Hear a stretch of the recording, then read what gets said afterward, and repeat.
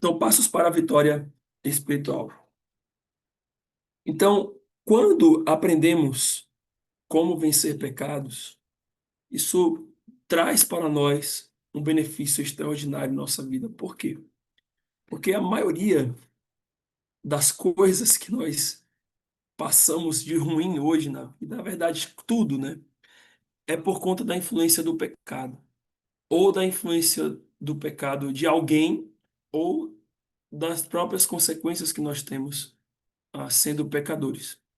Então, quando nós aprendemos a vencer o pecado, antes que o pecado ocorra, a gente poder ah, surpreendê-lo, né, vamos dizer assim, e não ser seduzido por ele, isso vai trazer um benefício enorme para a gente.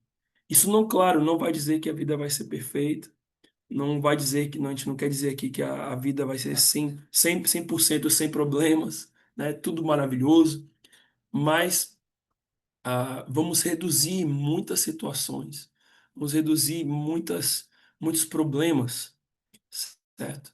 Que poderíamos evitar. Então, aliás, que a gente poderia passar, mas que foram evitadas, porque nós vencemos os pecados. Então, isso é importante por quê? Por que que isso tem a ver com a questão de maturidade cristã? Porque a maturidade cristã, ela, a, o alvo dela é chegarmos à sublimidade do conhecimento de Cristo, como nós falamos, certo? E, e a sublimidade do conhecimento de Cristo é o próprio caráter de Cristo. Não é somente conhecer quem é Cristo, mas experimentar deste conhecimento, experimentar desse caráter que é o nosso Senhor. E se o caráter do nosso Senhor é um caráter que é santo, é um caráter de alguém que é perfeito, como ele é, então a gente tem que mirar nesse alvo. Por isso que a nossa luta contra a maturidade cristã e a santidade também é a mesma coisa, é contra o pecado. Porque o pecado nos faz não santos, né? E o pecado, do ponto de vista, né, somos santos posicionalmente, mas não santos do ponto de vista de pureza diante de Deus, de um relacionamento santo diante de Deus. E também a maturidade cristã, a, o pecado, perdão, ele afeta a maturidade cristã por conta disso, porque nos impede de vivermos uma vida conforme a estatura da varonilidade de Cristo, como a gente encontra ali também em Efésios. Então, ah, por isso que é importante a gente vencer o pecado, por isso que é importante a gente ter vitórias espirituais e para que a gente consiga, então, avançar. E nesse sentido, observando em Romanos capítulo 6 e capítulo 8, a gente encontra aqui quatro ações decisivas para vencer o pecado, do qual podemos chamar de passos para a vitória espiritual. Então, o primeiro é saber. Está ali em Romanos 6, versículo 6. Primeira coisa que eu tenho, o primeiro passo para a vitória espiritual é que eu tenho que saber. Saber do quê, né? Vamos ver, né? Então, é dito ali, primeira ação, né? Saber. Ele diz lá em Romanos 6, 6. Sabendo isto, que foi crucificado com ele o nosso velho homem, para que o corpo do pecado esteja destruído e não mais sirvamos ao pecado como escravos. E isso aqui é bem interessante, né? Ah, claro, todo o versículo é bem claro, é bem nítido a gente entender o que ele está querendo dizer. Mas a palavra que Paulo utiliza aqui no início, sabendo, né? A palavra sabendo aqui é aquela palavra que nós já conhecemos, que eu até já falei algumas vezes em algumas pregações. Gnosco, que é a palavra entender, conhecer, perceber e aprender. A ideia dessa palavra, ah, até como eu falei no início desse estudo, diz respeito a um conhecimento muito além da teoria, ou seja, né, muito além de um conhecimento informacional, mas experimental. Não é apenas saber sobre algo, mas aplicar este algo sobre, aliás, mas aplicar este algo que sei. Então, quando Paulo diz aqui, sabendo isto, Ele está dizendo exatamente o que, olha, a gente pode trocar a palavra aqui, sabendo por experimentando, né? Experimentando isto, né? Conhecendo na prática isto. É isso que Paulo está querendo dizer. Ele não quer que você só saiba que você foi crucificado, que, aliás, que quando Cristo foi crucificado, o seu velho homem morreu na cruz, junto com Cristo. Mas ele quer que você experimente isso. Ele está dizendo, olha, não é só o conhecimento que você precisa ter, não é só, eu sei que Cristo morreu por mim. Mas você tem que viver isso daí na prática mesmo, de sentir no seu coração os efeitos da cruz de Cristo na sua vida, sobre o seu velho homem, em que agora, uma vez que você, como um crente, né, foi morto ali o seu velho homem na cruz, e o corpo de Cristo aqui, ele representa, né, essa destruição do corpo de Cristo, né, representa a destruição do corpo do seu pecado, né, do seu pecado. Agora você não mais vive como escravo do pecado. Isso muda muito o nosso entendimento.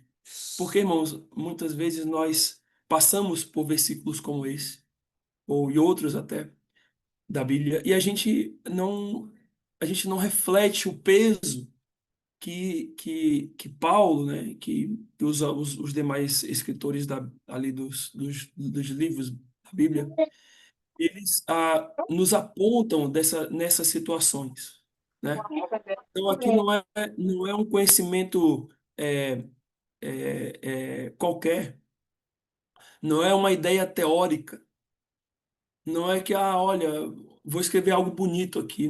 Paulo não está querendo, não está escrevendo isso porque é bonito. Olha, o seu velho homem foi morto quando Cristo morreu na cruz, então logo, né, como o corpo de Cristo morreu naquela cruz, também o corpo do seu pecado. Ele não está fazendo isso de uma forma poética, mas ele está fazendo isso de uma forma mais objetiva, né, direta. Ele está dizendo que, olha, você precisa experimentar disso. Cristo não morreu ali como um símbolo. Cristo não morreu ali como uma morte qualquer, uma morte sem sentido, uma morte acidental. Mas ele morreu ali porque era você morrendo. Ele morreu ali porque era o seu pecado sendo destruído. Ele morreu ali porque você estava escravizado. Ele se fez escravo, né? Ele se colocou numa condição de um prisioneiro, né? Podemos dizer também de um escravo. Quando em Filipenses 2 é dito que ele se tornou em forma de servo, né? E ali a palavra servo é a palavra doulos, que quer dizer escravo. Então, é nesse sentido que nós estamos falando aqui a respeito de saber, quando Paulo diz saber. Então, é trazer esses versículos para a sua vida prática. É todas as vezes que você estiver prestes a pecar, é você entender, mas Cristo morreu por mim. Mas Cristo tomou o castigo da minha escravidão que o pecado trazia. E agora eu tenho que experimentar disso, eu não posso pecar. Eu experimento disso, eu faço parte disso. Por isso eu não posso pecar. Então é diferente aqui a questão, né? A crucificação, como eu falei, do nosso Senhor, foi também a crucificação da nossa antiga maneira de viver, do nosso velho homem, né? Não foi só Cristo morrendo para me perdoar, né? Tudo bem, obviamente é isso que ocorreu na cruz, mas ali também é muito mais. Não é apenas um perdão, mas era você naquela cruz ali, da qual Cristo estava pagando o preço dos seus pecados, para que você pudesse agora viver de maneira diferente da qual antes você vivia.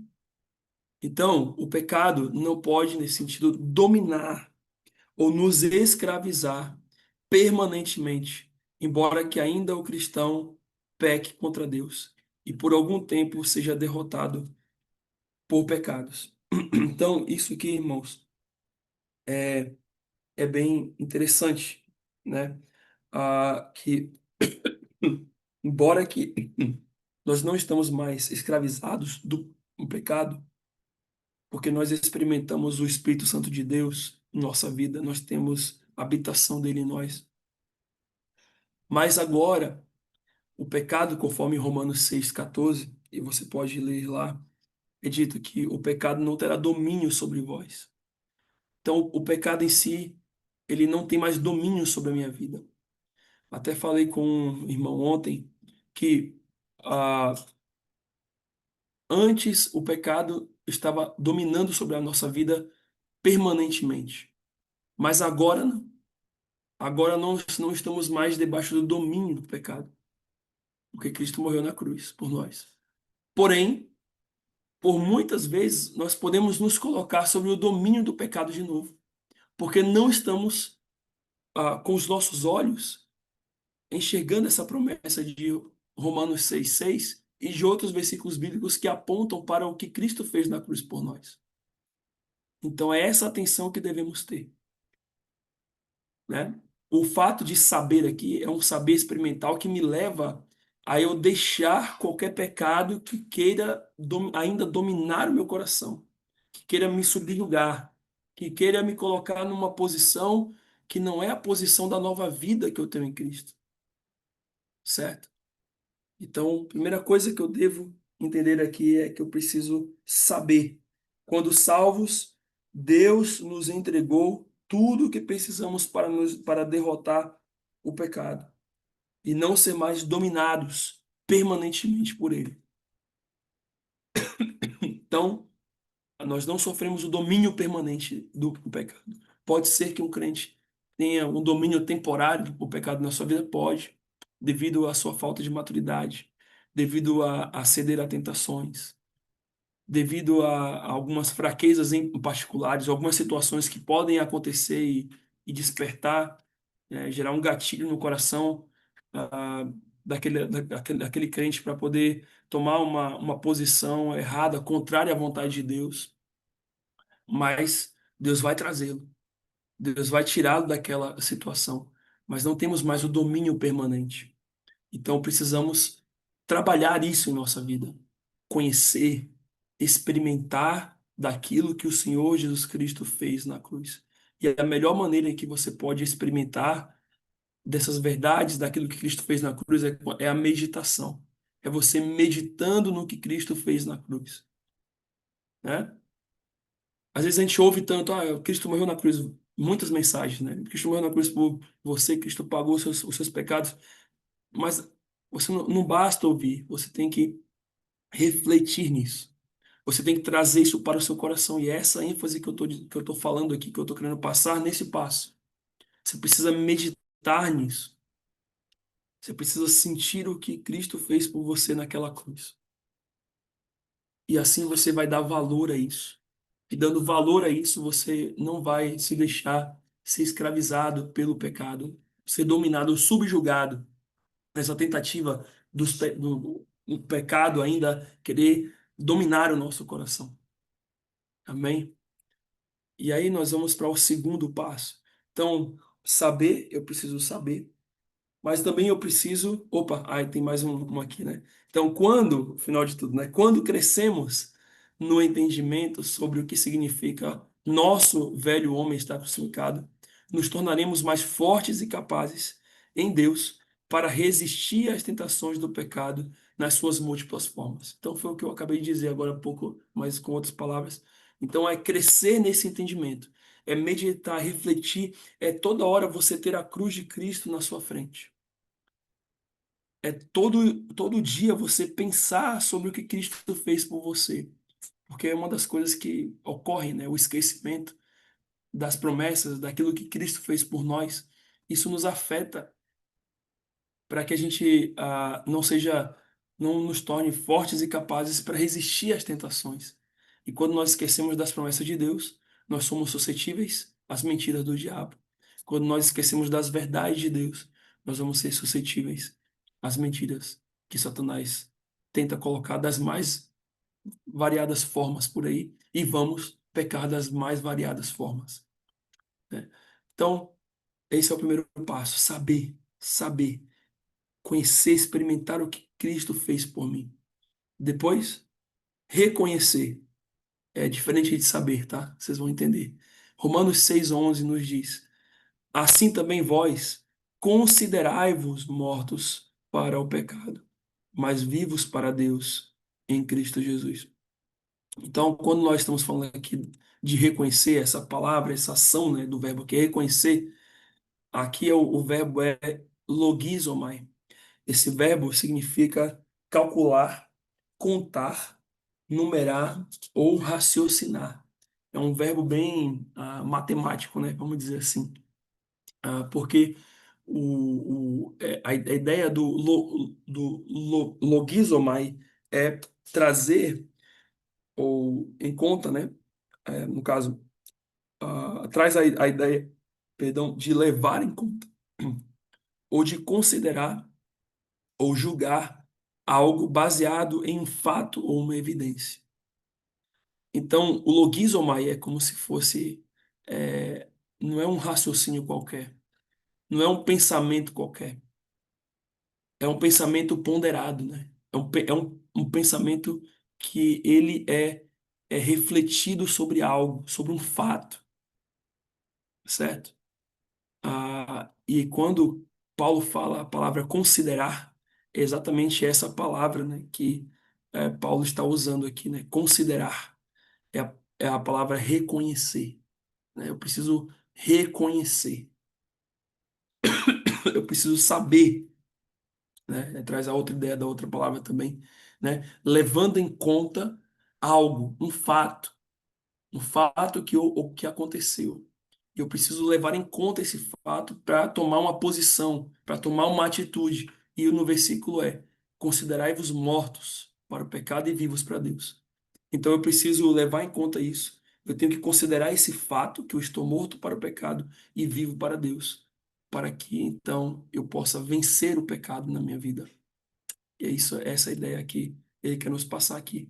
Então temos que levar em conta o fato de não estarmos mais vivos para o pecado, mas agora vivos para Deus.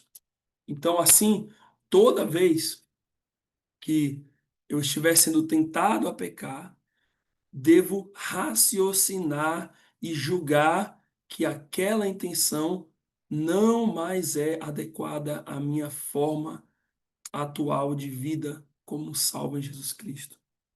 E isso aqui, irmãos, é muito, muito importante.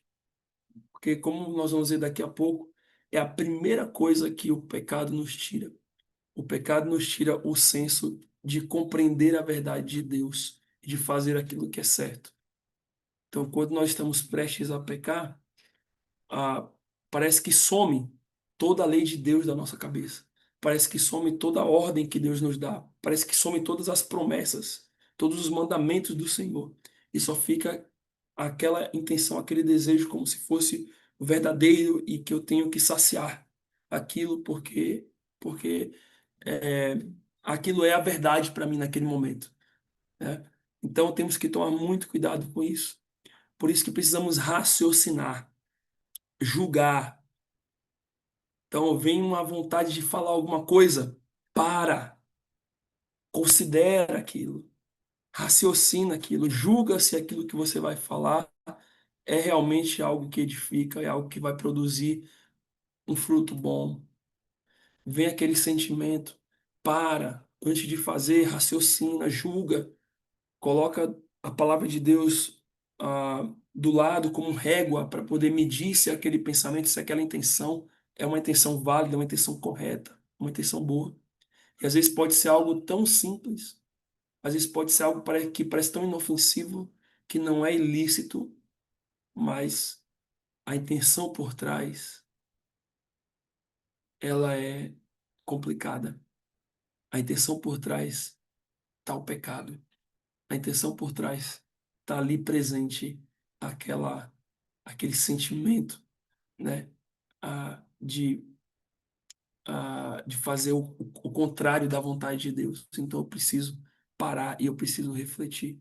Então, essas palavras nos chamam, ou melhor, essa palavra, considerar, né, a logizomai, nos chama a ação de reconhecer. e julgar nossas intenções antes que venhamos a pecar. Pois a primeira coisa que o pecado nos tira, como foi dito, é o senso de enxergar o que é verdadeiro diante de Deus. E precisamos julgar as coisas e passamos a julgar as coisas com base no que estamos sentindo naquele momento, que na maioria das vezes é falso, é mentira, é engano. Então eu tenho que entender isso. Esse é o, se eu quero ser vitorioso espiritualmente, eu tenho que saber reconhecer as minhas intenções. Eu tenho que saber reconhecer o meu coração. Eu preciso ser sincero comigo. Eu preciso ser honesto comigo e, claro, com Deus também, de saber por que que eu estou pensando nisso. Qual o objetivo de estar pensando nisso? Qual o objetivo de querer fazer isso que eu vou fazer? De poder falar isso, de poder ouvir isso, de poder ver isso que eu estou vendo ou estou querendo ver. Qual a razão? Isso vai glorificar a Deus? Isso não vai? Isso é um juízo. Isso é um raciocínio. Você está levando em conta, né, do lado ali, a baliza da palavra de Deus para julgar aquele seu pensamento, aquela sua atitude. Por quê? Porque a primeira coisa que o pecado nos tira é o senso de enxergar a verdade de Deus. Então, por isso que temos que colocar a verdade de Deus como a primeira coisa das nossas ações, das nossas atitudes. Porque se não colocarmos ela como a verdade, que nos permite ou não fazer aquilo que vamos fazer, então é bem provável que muita mentira, que muito engano vai passar por esse filtro. E passando por esse filtro, então nós vamos cair em problemas. Nós vamos ser derrotados espiritualmente, certo? E aí, o terceiro passo aí está em Romanos 6,13, que é oferecer. Oferecer. E esse passo aqui é bem interessante. Ah, Romanos 6,13 nos diz assim: nem ofereçais cada um dos membros do seu corpo ao pecado, como instrumentos de iniquidade, mas oferecei-vos a Deus como ressurretos dentre os mortos, os vossos membros a Deus como instrumentos de justiça. E a palavra aqui é a palavra oferecer. Oferecei-vos a Deus. Ele está fazendo uma distinção aqui, né? Está separando, olha, vocês não podem se oferecer como instrumentos de iniquidade, mas vocês precisam se oferecer como instrumentos, né, a Deus. E essa palavra oferecer, ela é bem interessante, a palavra parastemi. Essa palavra quer dizer apresentar ou oferecer. Ela não tem uma tradução muito além disso, é apresentar ou oferecer. Mas ela tem uma ênfase, né? Na verdade, parastemi é uma junção de duas palavras, né? A palavra parar e esteme. Esteme quer dizer ficar, né? Ficar ou levantar. E parar dá a ideia, é uma preposição, né? Ela dá uma ideia de ficar diante, né? Ou ficar prostrado, ou se colocar, né? Ou ser colocado, né? Então, a ideia aqui da palavra é essa, né? É de colocar-se diante para algo, ou de algo, né? Ou à disposição de uma pessoa. Então, quando o Senhor nos pede aqui que devemos oferecer a, a nós mesmos, né, a Ele e não ao pecado. Ele está querendo trazer essa ideia. Coloque-se à disposição, não do pecado, mas coloque-se à disposição de mim, né, de Deus, da minha vontade. Mas essa palavra ela é bem interessante porque ela é usada num contexto de oferta. No contexto de apresentar algo para alguém como uma oferta. Por quê? Porque é essa mesma palavra, parasteme, ela é usada em Romanos 12:1. E nesse contexto de Romanos 12:1, vocês muito bem conhecem, diz lá, né? Rogo-vos, pois, irmãos, pelas misericórdias de Deus, que apresenteis o vosso corpo por sacrifício. Note que, ó, como que Paulo parece que fez um Ctrl+C e Ctrl+V, né? De Romanos 6,13 para Romanos 12,1. Ele mudou algumas coisas, mas é parecido, né? Ele fala que apresenteis, e a palavra apresentar aqui é a palavra parasteme. Ele fala, apresenteis o vosso corpo. Ele lembra que em Romanos 6,13 está falando de corpo também, né? Por sacrifício vivo, santo e agradável a Deus, que é o vosso culto racional.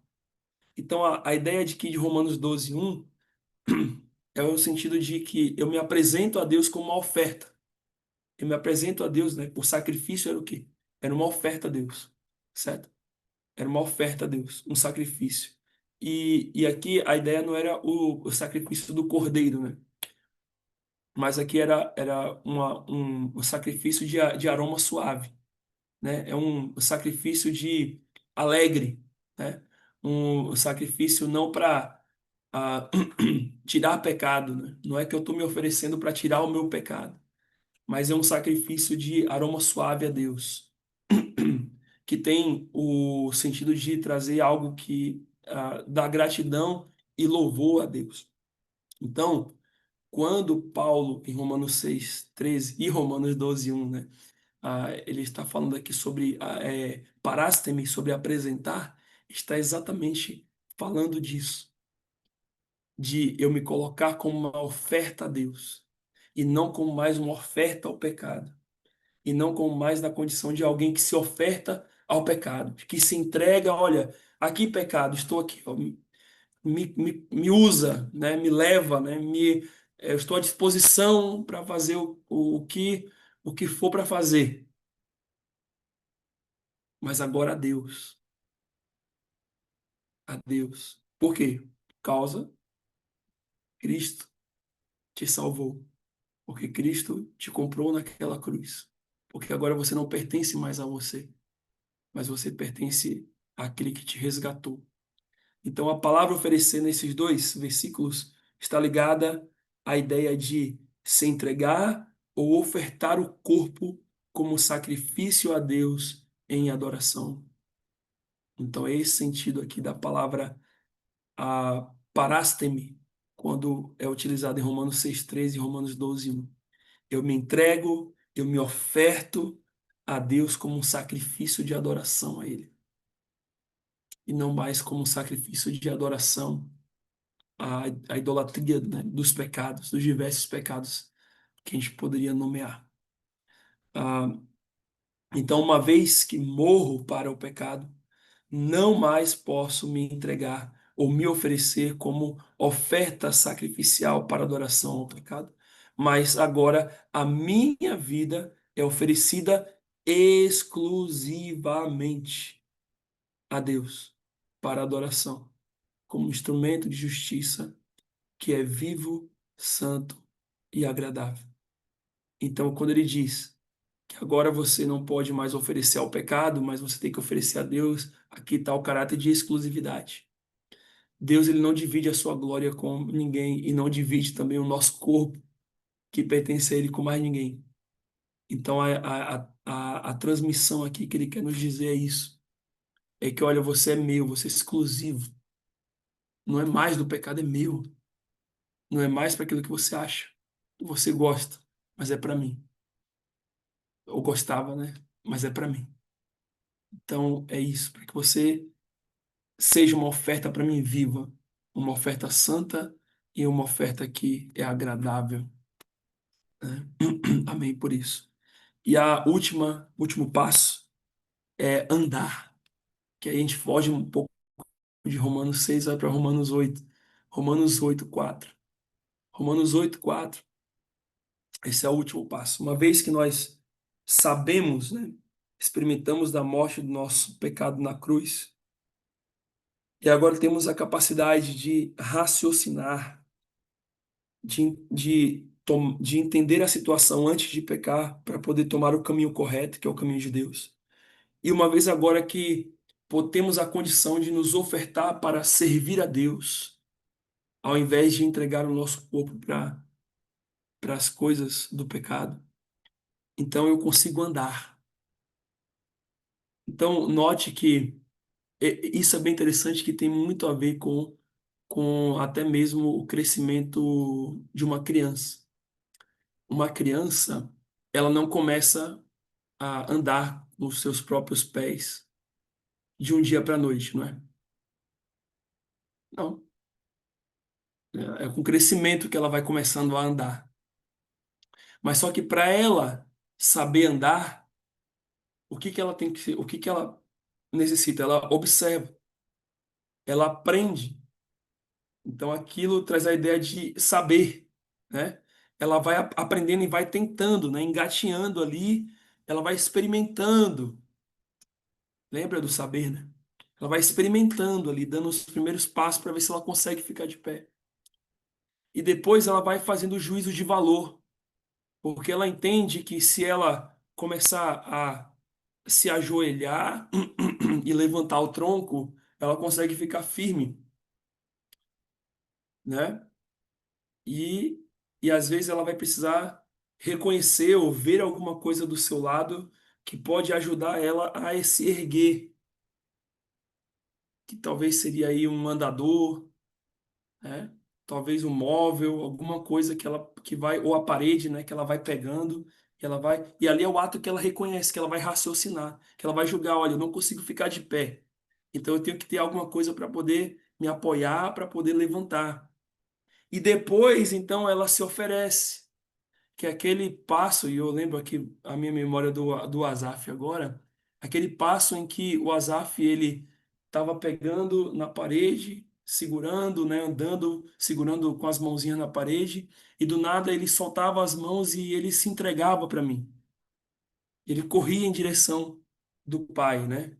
Para ele se aproximava em direção do pai, até o ponto que agora ele já grandinho, ele já consegue andar com os dois pezinhos dele, normal ali. E às vezes eu quero ficar perto dele, mas ele corre, né? Ele já. Então tem a ver também com essa questão, esses passos tem a ver com essa questão do próprio crescimento e maturidade também, né? Ah, mas em andar específico, o que que nós aprendemos?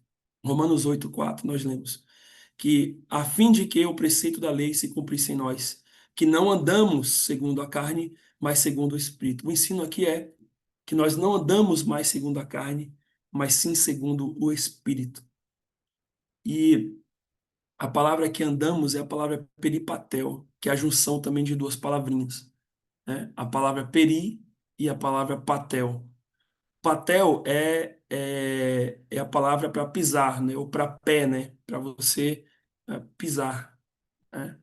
E a palavra peri quer dizer redor, né? Em torno. Então, literalmente, o significado é pisar ao redor, né? Que seria andar. Se eu estou pisando ao redor, eu estou andando. Então, a ideia é essa, é pisar ao redor, mas o sentido, né, que a gente leva, o sentido figurado da palavra, quando nós falamos, até no português também, né? Quando a gente fala assim, olha, estou andando com fulano, né? A gente pode pensar duas coisas. A gente pode pensar assim, não, eu estou andando com ele ao lado dele numa rua, ou quando a gente fala assim, olha, ele está andando com fulano.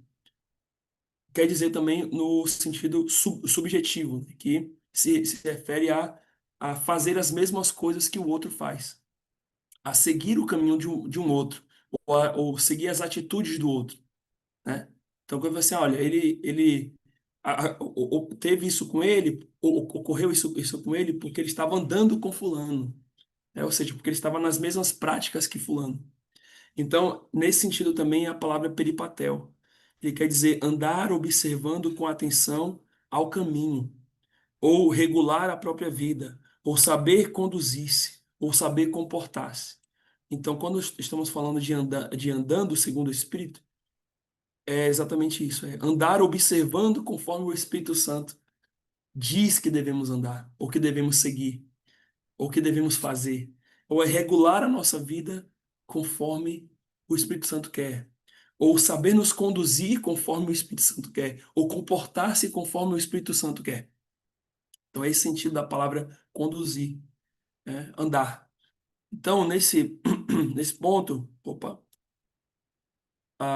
um versículo que está ali junto com esse versículo aqui de Romanos 8:4 é Gálatas 5:16. aonde é dito, né, que devemos andar no Espírito, né, para não satisfazer as concupiscências da carne. Eu acho que é isso que está lá. Vou só ler esse versículo aqui. Romano, Romanos 5:16 diz: Digo, porém, andai no Espírito e jamais satisfareis as concupiscências da carne, né? Então aqui há uma promessa também aqui, né? Que andando no Espírito jamais eu vou satisfazer as obras da carne, né? E é interessante que andar segundo o Espírito de Romanos 8:4 e andar no Espírito, conforme Gálatas 5:16, é a mesma coisa. Dá o mesmo sentido. Andar segundo o Espírito é conforme o Espírito é, conforme o Espírito nos manda, conforme o Espírito nos ordena. E andar no Espírito é você estar caminhando a como o Espírito quer que você ande, né? Ou no Espírito, né? Conforme ele. Então são a mesma coisa. Então, nesse sentido, o Espírito Santo é como um caminho pelo qual o crente atentamente pauta os seus passos. O Espírito Santo é isso. É claro, um exemplo aqui, né? A gente está usando uma analogia. Claro que o Espírito Santo é Deus, mas ele é este caminho, ele nos aponta o caminho pelo qual devemos andar, conduzir a nossa vida. E aí, obviamente, Gálatas 5:22 e 23 vai nos dizer qual é o fruto do Espírito. O que o andar no Espírito nos gera, que é aquelas 9 virtudes que nós vemos lá: amor, alegria, paz, benignidade, fé, mansidão, domínio próprio, né? Então, então,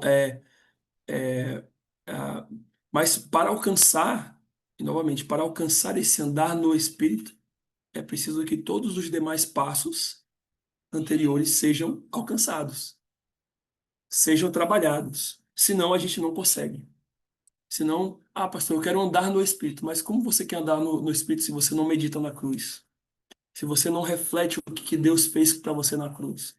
Como é que você quer andar no Espírito se você, no momento que vem o pecado, você não para raciocinar e julgar e resistir àquela tentação com base na verdade de Deus, entendendo que aquilo é algo falso? Como você quer andar no Espírito se você não se oferece a Deus, ou para Deus, para servir a Deus, para se colocar à disposição de Deus em adoração a Ele? Mas se você continuamente continua se ofertando e colocando-se à disposição de ver, de consumir aquilo que é pecaminoso, mas não a Deus, não aquilo que edifica, não aquilo que honra e que agrada a Deus. Então você não vai conseguir andar segundo o Espírito. A carne ou o Espírito pode ser comparada a você andar na poça de lama e andar na calçada. Então, no dia de chuva, você prefere andar numa calçada que é emborrachada ou que tenha ranhuras que você consegue firmar o seu passo bem, ou você quer andar no meio da poça de lama, né? Aquela quina da calçada lá que fica aquela água escorrendo ali a todo instante. Qual é o melhor caminho? Qual o melhor caminho que você deseja andar? Obviamente você vai dizer, né, pastor, eu vou querer andar numa calçada, né? Eu vou querer andar numa calçada que seja firme, numa calçada que tenha ranhuras, né, para que eu não consiga, para que eu não escorregue, certo? Então, isso é andar no Espírito. Quando nós estamos andando no Espírito, nós estamos andando por um caminho que é seguro, um caminho que vai nos levar a não termos nenhuma surpresa, vamos dizer assim, de consequências das nossas ações, certo? Porque nós vamos saber o que estamos fazendo. E o que estamos fazendo é algo correto diante de Deus, e por isso que Ele nos guia os nossos passos. Mas se nós estamos andando na carne, é como estamos andando numa lama, é como estamos andando numa poça de lama. Você sabe o que está embaixo da poça de lama? Não. Pode ser que embaixo da poça de lama tenha o quê? Um buraco. Pode ser que debaixo da poça de lama tenha o quê? Algo que possa te cortar. Pode ser que algo debaixo da lama tenha um bicho. Pode ser que algo debaixo da lama tenha, né, daquele buraco ali, tenha um bueiro. Pode ser que naquela lama ali tenha algo escorregadio que você pisa e você cai e você se quebra. Então, quando nós estamos andando, ah, atingindo os desejos de nossa carne, nós estamos exatamente indo por esse caminho, né? Por esse caminho de que é escorregadio, que vai nos levar a um ferimento. E temos que tomar muito cuidado com isso, irmãos. Se vivendo sob a direção do Espírito estamos andando na calçada, se estamos vivendo sob a direção dos desejos da nossa carne, andamos na poça de lama. Na poça de lama vamos encontrar muitas coisas perniciosas para a nossa vida. Na carne nós vamos encontrar muitas coisas perniciosas na nossa vida. Eu estava conversando com o irmão ontem, né? Ah, como que se você deixa os desejos do seu coração se desenfrearem na sua vida, como que isso te leva para uma espiral descendente? Como que você só vai piorando, piorando, piorando, piorando, não tem melhora. É esse o homem que anda na carne. É essa a mulher, né? O servo, ou muitas vezes a serva de Deus que anda na carne. Ele vai cada vez mais descendo, descendo, descendo, descendo, descendo. Na próxima semana eu vou até trazer alguns sintomas da escravidão do pecado, para que os irmãos possam ter ideia, né? Baseado num livro que eu tô lendo também. Mas aquele que anda na carne vai demonstrar que ele está andando na carne. Vai ser perceptível. Ele pode até fingir, ele pode até demonstrar um pouco de santidade, um pouco de pureza, um pouco de honestidade, mas no fundo ele vai se entregar. E a primeira coisa, quando alguém está andando na carne, é se afastar de ouvir a palavra de Deus. A primeira coisa, quando alguém está andando na carne, é se afastar de poder orar, é se afastar de poder cogitar ou pensar ou sentir alegria nas coisas de Deus. As coisas da carne, as coisas dessa vida vai ter mais valor, vai ter mais emoção, vai trazer mais alegria do que as coisas de Deus. Esse é um dos sintomas mais rápidos de se verificar quando alguém está andando na carne, quando alguém está escravizado pelos pecados no seu coração. E temos que tomar muito, muito cuidado com isso, para não nos encontrarmos enganados ou autossabotando a nossa consciência, achando que estamos bem e não estamos. E aí eu resumi aqui os passos, né, de uma forma bem interessante, para que você possa até mesmo decorar e facilitar no momento em que você estiver nas lutas contra o pecado, para você obter a vitória espiritual sobre as suas lutas. Primeiro passo, como nós falamos, é saber. Saber o quê? Saber a respeito da morte do meu velho homem na cruz. Então eu preciso saber, eu preciso experimentar, eu preciso meditar, eu preciso entrar nessa compreensão do que Cristo fez por mim na cruz. Eu preciso colocar isso sempre diante dos meus olhos, para que eu não esqueça. Porque se eu esqueço disso, eu não vou conseguir andar no Espírito, né? Não vou conseguir os outros passos que dependem desse daqui, certo? Então é raciocinar sobre aquilo que Cristo fez na cruz, lá no meu velho homem, né? E a ressurreição dele como um novo homem ressurgindo, né, na minha vida. Depois eu preciso reconhecer que posso escolher o caminho para vencer a tentação. Que quando Cristo morreu, meu velho homem lá com ele na cruz, agora eu posso raciocinar e eu posso dizer não, eu não vou ceder a essa tentação, porque Cristo venceu, Cristo me deu uma nova vida. Então eu vou vencer essa tentação, eu não vou cair neste pecado. Eu não vou deixar isso passar batido na minha vida e ignorar essa sedução e ceder a ela. Mas eu vou vencer. Eu vou raciocinar, eu vou julgar conforme a palavra diz que eu tenho que fazer naquela situação. Depois eu vou oferecer a minha vida como uma oferta de adoração a Deus. Ao invés de oferecer ao pecado, eu vou oferecer a Deus. Eu vou sair daquela tentação, eu vou dizer não à tentação e vou me entregar a Deus como uma oferta a Ele.